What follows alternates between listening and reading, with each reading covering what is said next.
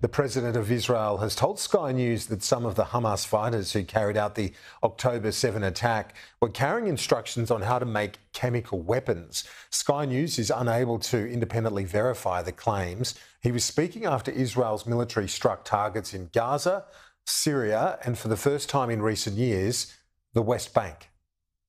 Israel has moved its fight against Hamas to the West Bank. On Saturday night, Israeli fighter jets struck a mosque in the town of Jenin. They say it was being used by Hamas to plan an imminent attack against Israel.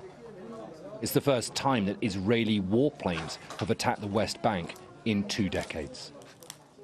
Israel is preparing for the next stage of this war. In an exclusive interview with Sky News, Israel's president told us that a USB drive was found on the body of a dead Hamas fighter with instructions of how to build a chemical weapon.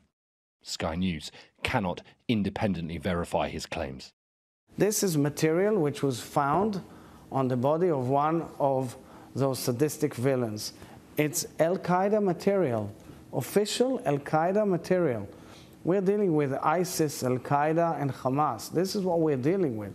And in this material, there were instructions how to produce chemical weapons. It speaks about arson, and it speaks about various chemicals that come out and produce chemical weapons. Simple as that. More than 4,600 Palestinians have now been killed in Gaza, according to the Hamas-run health ministry. And not far off, half of all homes in the Strip have been either destroyed or damaged, according to the United Nations.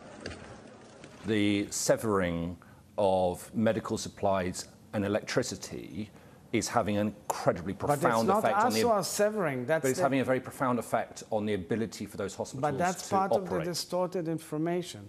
It was Hamas missiles which broke down the electricity infrastructure in Gaza. Nothing to do with us. Water, we supply only 7% of the water. It's fuel? Hamas operation. There is fuel for the humanitarian need. It's under UNRWA. We are following very closely the humanitarian situation on the hour. Most of Gaza is functioning. There are areas that are under battle. This is a real tragedy, but how does the world want... How does the world cope? We can't say Gaza's functioning. How does the world cope? First of all, a lot of distorted information comes out of Gaza. No, but we do have a team on the ground. So we do trust, and we can't say that Gaza is a functioning territory. But the problem is, of course, that part of the infrastructure and part of the aid is hijacked by Hamas. That's the issue.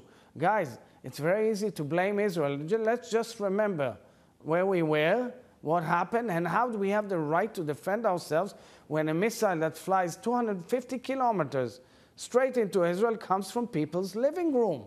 That's the situation we're faced with. No other nation is faced with that. And had any nation been faced with that, believe me, they would have attacked the same. Today, Benjamin Netanyahu visited Israeli troops in northern Israel. The border is at a growing risk of becoming a new front in this war as Israel and Hezbollah exchange regular fire. But Netanyahu had a warning for Lebanon. If Hezbollah decides to enter the war, it will miss the second Lebanon war. It will make the mistake of its life. We will cripple it with a force it cannot even imagine.